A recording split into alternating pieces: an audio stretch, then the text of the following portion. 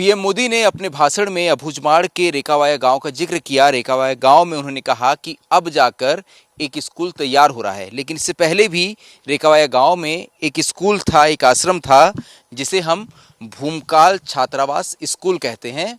ये देखिए, ये भूमकाल छात्रावास स्कूल आपको नजर आएगा। ग्राम पंचायत रेकावाया, आंबापारा, विकासखंड ओरछा, जिला नारायणपुर। ये इसका आपको एक गेट नजर आएगा जो लकड़ी से बनाया गया है। यहाँ बगल में आपको बहुत सारे बच्चे वॉलीबॉल खेलते हुए नजर आएंगे। अभी स्कूल बड़ा अनोखा है, इस तरह का स्कूल आपने इससे पहले कभी देखा नहीं होगा। ये जो स्कूल आश्रम है, अब आप देखिए, ये घने जंगल के बीच में, पेड़ों के बीच में आपको कुछ लकड़ी के अस्थायी स्ट्रक्चर नजर आएंगे। दरअसल यही वो स्कूल है, यही वो आश्रम है। इसे भूमकाल आश्रम क्यों कहते हैं, इसकी कहानी बहुत इंटरेस्टिंग है, ये मैं बता देता हूँ। मेरे साथ इस वक्त यहाँ इस आश्रम में पढ़ाने वाले टीचर मौजूद हैं। भाई क्या नाम है आपका? प्रदीप। प्रदीप भाई, क्या पढ़ाते हैं आप? हिंदी पढ़ाता। हिंदी पढ़ाते हैं। तो आप गुरु जी यहाँ के? जी जी ये स्कूल कब शुरू हुआ था, कैसे शुरू हुआ था, थोड़ा बताना कहानी। जी। फर्स्ट होने से मैं नहीं जानता सर, वही मैं 2023 से यहाँ पर पढ़ा रहा हूँ जी। तब से जानता। भूमकाल स्कूल क्यों कहते हैं इसे? जी, भूमकाल स्कूल मतलब यहाँ मूल निवासी है जी।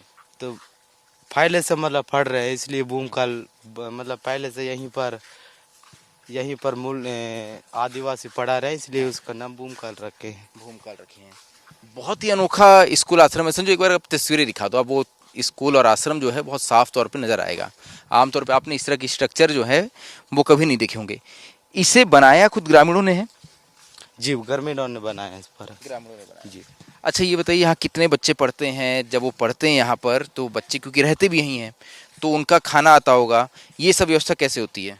जी, मतलब गांव वाले पूरा इकट्ठा करके ला देते हैं खाने का। कितने बच्चे पढ़ते हैं यहाँ? अभी 40 है टोटल। पहले कितने बच्चे थे यहाँ पर? पहले 130 थे। अब थोड़े कम हो गए हैं। बीच में यार ये इस तरह की खबर आई कि ये नक्सलियों का स्कूल है, नक्सलियों का मिलिट्री स्कूल है, ऐसा था क्या? जी, मतलब ऐसे बोले थे पहले। हाँ। जी। ऐसा तो नहीं है कि है नक्सलियों का? जी, अभी तो देख रहे हैं सर, नक्सली पूरा हट गए। तभी 2022 को दिए थे, पहले उन लोग चलाते थे। जी। जी, उन लोग मतलब चला नहीं पाए, इसी कारण जनता को सौंप दिए पूरा। ठीक। मतलब ये स्ट्रक्चर नक्सलियों ने तैयार किया, लेकिन इसे जनता को सौंप दिया, और जनता, यहाँ के ग्रामीण आदिवासी जो हैं, ये मिलकर अब स्कूल का संचालन करते हैं। ये किचन है आप लोगों का? जी, किचन है। एक बार ये किचन देखिए। अच्छा, इस तस्वीर को दिखाना जरूरी क्यों है ये भी आप समझिए। एक बार यहाँ की सफाई देखिए आप। यहाँ कोई, मैं जूते अपने चप्पल उतार देता हूँ, संजू आप बाहर से ही बता देना। देखिए, यहाँ कोई सीमेंट से फ्लोरिंग नहीं की गई है, मिट्टी की फ्लोरिंग है इसमें, लेकिन बहुत सफाई रखी गई है। दो चूल्हे आपको यहाँ नजर आएंगे, इस पे अभी भी खाना बन रहा है। क्योंकि हमें भी भूख लगी, बहुत लंबा सफ़र कर हम यहाँ पहुँचे हैं, तो यहीं हम भी भोजन करेंगे। क्या बन रहा है बेटा खाने में? क्या है खाने में, क्या बन रहा है? चावल बन रहा है। चावल, और प्रदीप भाई क्या बन रहा है? चावल दाल। तो ये किचन है इस स्कूल का, भूमकाल आश्रम स्कूल का। बाहर अगर आप देखेंगे तो यहाँ आपको बच्चों के रुकने के कमरे भी नजर आएंगे। ओपन स्ट्रक्चर है, कहीं कोई दीवार नहीं है, ओपन स्ट्रक्चर है बच्चों के सोने के लिए।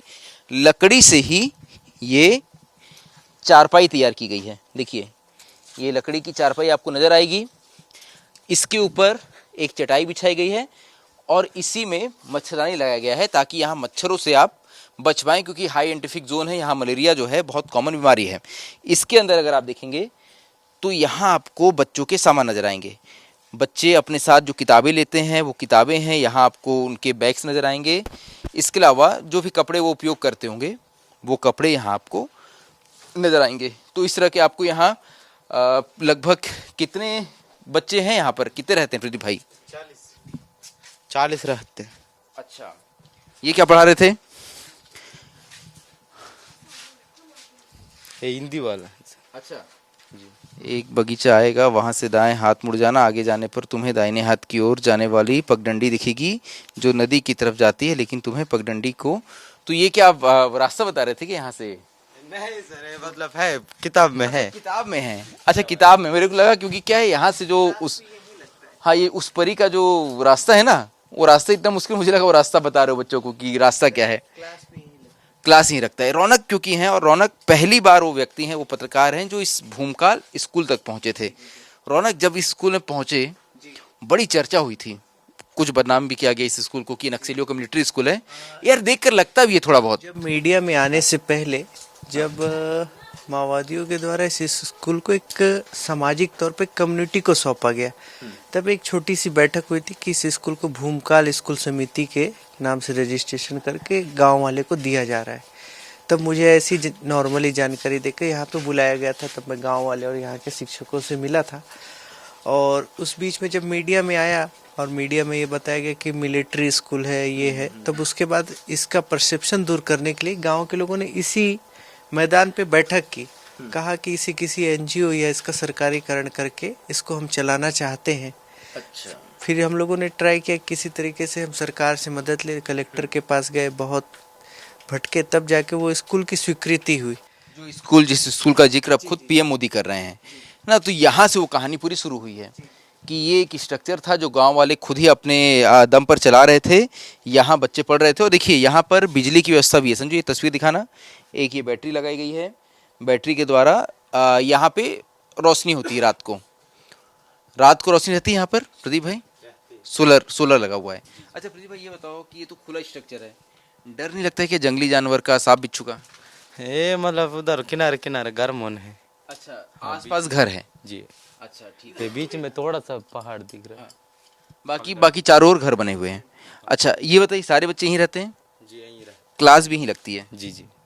अच्छा, ऐसा स्ट्रक्चर आपने कहीं देखा है क्या देश के और किसी कोने में? आपको अगर इस तरह का कोई स्कूल या आश्रम नजर आया हो जो इतना प्रकृति के बीच में हो, चारों तरफ आपको हरियाली दिखेगी, अबूझमाड़ के जंगल है, आसपास पहाड़ हैं, मुर्गियां घूम रही हैं, बहुत ही खुला खुला स्ट्रक्चर है। और देखिए यहाँ आपको एक और उस तरह का सेट नज़र आएगा, उसके आगे एक और सेट नज़र आएगा जहाँ ये बच्चे जो है रात को रुकते हैं, यहीं सुबह उठते हैं, यहीं पढ़ाई करते हैं। सामने मैंने आपको वॉलीबॉल का उनका कोर्ट दिखाया ही, यहाँ बच्चे खेलते भी हैं। तो एक ये बहुत ही बढ़िया कम्युनिटी स्कूलिंग का जो है ये कॉन्सेप्ट यहाँ के ग्रामीणों ने जनता के सामने पेश किया है। एक ऐसा स्कूल जिसमें जो बच्चे पढ़ते हैं उनके पढ़ाई से लेकर उनके भोजन तक का खर्चा जो है वो खुद ग्रामीण मिलकर अपने दम पर पूरा करते हैं। देखिए आपको बहुत सारी किताबें नज़र आएगी। देखिए ये छत्तीसगढ़ टेक्स्ट बुक कॉरपोरेशन, ये इंग्लिश क्लास 1 की किताब है। इसके अलावा यहाँ बाकी आपको किताबें नज़र आएगी। ये बहुत सारी किताबें जो हैं कक्षा 3 से लेकर कक्षा 5वीं तक की किताबें जो है वो आपको यहाँ पर नज़र आएगी। तो फिलहाल ये स्कूल है, इसकी शुरुआत माओवादियों ने की थी। माओवादियों ने यहाँ ये कम्युनिटी स्कूल बनाया, इसके बाद इसे ग्रामीणों को सौंप दिया। ग्रामीणों को जब उन्होंने स्कूल को सौंपा तो ग्रामीणों ने खुद ही इस स्कूल को चलाने का जिम्मा उठाया। इसके बाद उन्होंने सरकार से अपील की कि अगर सरकार चाहे तो यहाँ एक स्कूल खोल सकती है। जिसके बाद प्रशासन एक्टिव हुआ। रौनक जैसे पत्रकारों की मेहनत का नतीजा है कि प्रशासन के संज्ञान में ये स्कूल आया, और इसके बाद अब यहाँ पर सरकार द्वारा एक स्थायी स्ट्रक्चर स्कूल का तैयार किया जा रहा है, साथ ही एक आश्रम बनाया जा रहा है, जिसके बाद जो यहाँ के बच्चे हैं उन्हें पढ़ाई के लिए और बेहतर सुविधाएं मिल पाएगी। और यही वजह है कि इस पूरी घटना का जिक्र, इस स्कूल का जिक्र जो है वो प्रधानमंत्री मोदी ने अपने भाषण में किया है। तो आप समझिए कि ये स्कूल कितना महत्वपूर्ण है, और इस स्कूल के बनने के बाद इस इलाके की तस्वीर बदलने में कितनी कुछ सहायता मिलेगी। यही वजह है कि ये इस स्कूल की तस्वीर आपको दिखाना ज़रूरी था। आसपास की एक बार मैं और तस्वीर आपको दिखा देता हूँ। एक गेट जिससे हम अंदर आए थे, एक और गेट आपको यहाँ नज़र आएगा।